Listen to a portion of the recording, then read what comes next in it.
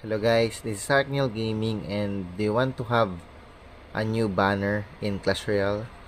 All you have to do is go to Supercell store, log into your Supercell ID, and go to the Clash Royale tab, redeem a store code, and type this Fire and Ice with 2 exclamation points, submit, and you will get a banner set.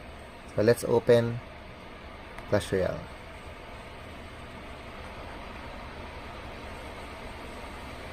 Okay, let's open Clash Royale.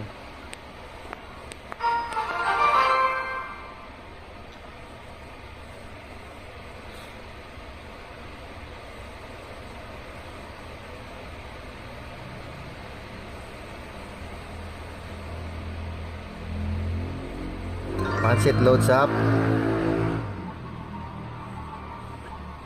let's wait for it to appear. Ember Escape and Firestorm. Oh, nice. So that's how easily to get it, guys. So claim yours now. Thank you for watching.